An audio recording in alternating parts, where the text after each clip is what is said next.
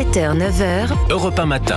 Il est 7h12 sur Europe 1. Dimitri Pavlenko, vous recevez ce matin le directeur de l'association Contribuables Associés. Bonjour Benoît Perrin. Bonjour Dimitri, bonjour à tous. Bienvenue sur Europe 1. Michel Barnier prépare donc un choc fiscal. Il est à la recherche de 15 à 18 milliards d'euros de recettes supplémentaires pour redresser les finances publiques. Alors que le déficit ne cesse de se creuser, il sera à plus de 6%. Il a déjà été révisé par 2 fois à la hausse entre mois, ce déficit, et l'année n'est pas finie. Alors 15 à 18 milliards d'euros, c'est-à-dire autant d'impôts en plus. Qui va payer? On va voir ça ensemble, Benoît Perrin. Mais d'abord, peut-être pour commencer, est-ce qu'il n'y a pas un paradoxe à ce que ce soit un Premier ministre issu des Républicains, qui est normalement le parti des baisses d'impôts, qui augmente les impôts? Pourquoi des hausses d'impôts d'ailleurs plutôt que des économies? Écoutez, il suffit de regarder le nombre de mots dans la langue française. Je crois qu'il y en a entre 60 000 et 100 000. Et en fait, on a l'impression que les hommes politiques qui arrivent au pouvoir n'en connaissent que deux, c'est taxes et impôts. Ils réduisent leur vocabulaire à ces deux mots. On est frappé, effectivement, dans l'opposition, les groupes politiques, et notamment la droite, demandent à longueur de temps des réductions de baisse de la dépense publique, des réductions de dépenses publiques, et surtout on ne touchera pas aux impôts. Et une fois au pouvoir, on l'a vu à la fin du quinquennat de Nicolas Sarkozy, par exemple, où les impôts ont considérablement augmenté. Une fois qu'ils sont au pouvoir, ils n'appliquent qu'une seule recette, une espèce de logiciel général des politiques au pouvoir, c'est-à-dire l'augmentation d'impôts. Mais est-ce que c'est pas tout simplement parce que c'est ce qui a l'effet le plus rapide pour redresser les comptes publics, Benoît Perrin? On imagine qu'il ne fait pas ça de gaieté de cœur, il doit se douter que c'est très impopulaire. Alors oui, c'est impopulaire, sauf que le vocabulaire est important. Il dit que ce sera des dépenses ciblées, bien sûr, et temporaires. Alors ciblées, on a toujours peur, parce qu'en fait, ciblé, on ne sait pas vraiment ce que ça veut dire. C'est la fameuse définition de qu'est-ce qu'un riche en France. Et puis temporaire, on a tous l'exemple de nombreux impôts temporaires qui sont finalement restés encore en activité aujourd'hui. Oui. Je pense, on parlait de Nicolas Sarkozy, le dernier impôt qu'il a mis en place, c'est la contribution exceptionnelle pour les hauts revenus, qui devait être exceptionnelle et qui est encore aujourd'hui d'actualité. Donc on peut vraiment se méfier. Oui. Un surplus d'impôt sur le revenu qui devait durer 2-3 ans et qui finalement a été reconduit presque systématiquement. Qui devait durer jusqu'à ce que l'équilibre soit retrouvé, et évidemment il n'a pas été retrouvé. Vous nous rappelez le niveau de la pression fiscale en France, Benoît Perrin? Alors je crois que c'est ce qui est important, c'est comment faire pour établir les comptes publics. Soit naturellement vous jouez sur la croissance, mais là on sait que la croissance est à peu près à 1%, on ne va pas stimuler la croissance du jour au lendemain. Soit justement vous baissez vos dépenses publiques, et là on nous promet des baisses de dépenses publiques, mais on ne les voit jamais. Soit vous augmentez vos recettes, et c'est la vraie difficulté, c'est qu'aujourd'hui, la France a le taux d'impôt le plus important d'Europe, entre 45 et 48% selon les instituts. Et là, on voit de la richesse du nationale. PIB, exactement. C'est-à-dire sur 2900 milliards d'euros de richesse que la France crée chaque année, il y en a la moitié qui part en impôts. Exactement, qui représente la moitié de la richesse française, exactement. Oui. Et ça, c'est monstrueux. On avait un match avec le Danemark depuis plusieurs années, et puis là, manifestement, on est enfin passé devant.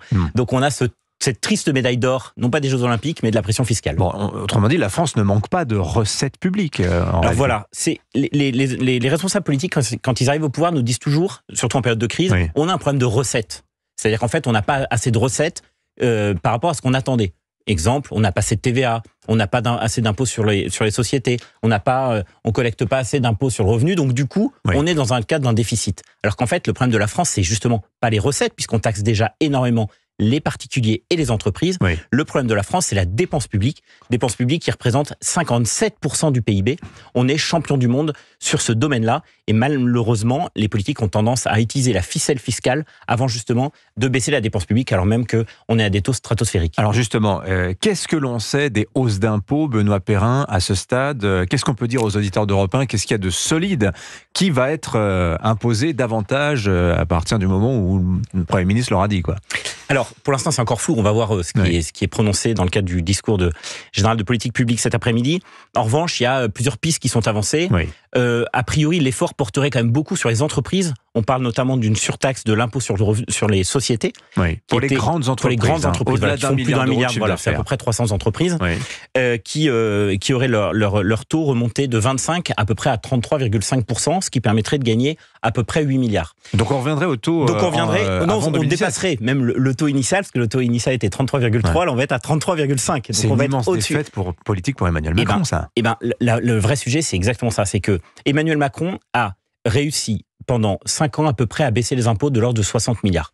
Sur les entreprises et sur les particuliers, on ne l'a pas toujours vu, mais quand on regarde les chiffres, il y a une baisse des impôts. Mais le vrai sujet, c'est que c'est une baisse d'impôts qui n'a pas été financée. Oui. C'est-à-dire que comme il n'y a pas eu de baisse de la dépense publique en face, eh bien en fait, on a creusé les déficits et on a creusé la dette. Oui. Donc en fait, on a fait une baisse des impôts pour aujourd'hui, mais une augmentation des impôts pour demain, puisque la dette, un jour, il faudra bien la régler. Mais alors, il y a aussi des pistes pour les particuliers, mais rien n'est arbitré très clairement parce que c'est politiquement très sensible. Et puis, le gel des tranches, par exemple, sur les hauts revenus, il y aura un problème de constitutionnalité, puisqu'on ne serait plus tous égaux devant la loi à ce moment-là. Il y a le sujet quand même du consentement à l'impôt, de l'acceptation fiscale. Vos membres, vos adhérents à contribuables associés, par exemple Benoît Perrin, on imagine qu'ils ne sont pas très contents là, de ce qui se profile. Non, les membres de contribuables associés sont... C'est Pierre Moscovici qui avait parlé en 2013 de ras-le-bol fiscal. Eh bien, on est vraiment dedans. Et encore, à l'époque, la dette était à peu près à 65% du PIB. Aujourd'hui, on est à 110% du PIB. Mais les impôts étaient encore moins importants qu'aujourd'hui. 3 000 milliards de dettes, on ne peut pas rejeter sur les autres la nécessité de faire un effort, Benoît Perrin, quand même. Eh bien, le problème, c'est ça. C'est on sait déjà comment l'épisode va se jouer. Oui. On va faire une espèce de sketch national en disant il faut tous qu'on fasse un effort, on va y aller.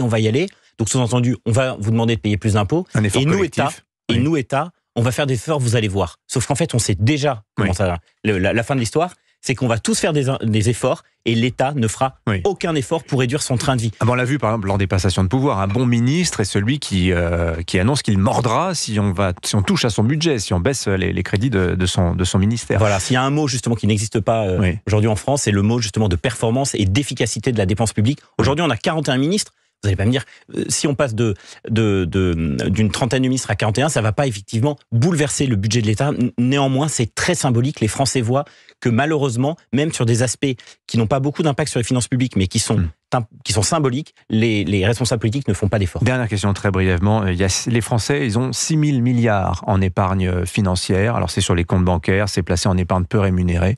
Est-ce qu'il faut s'inquiéter pour notre épargne ? Alors pourquoi en gros on arrive à emprunter à des taux encore à peu près corrects sur les marchés financiers ? C'est effectivement pour deux raisons. La première, vous l'avez dit, c'est parce qu'il y a à peu près plus de 6 500 milliards d'épargne financière. Oui. Et deux, parce qu'on a des services fiscaux qui marchent très bien, on peut s'en féliciter.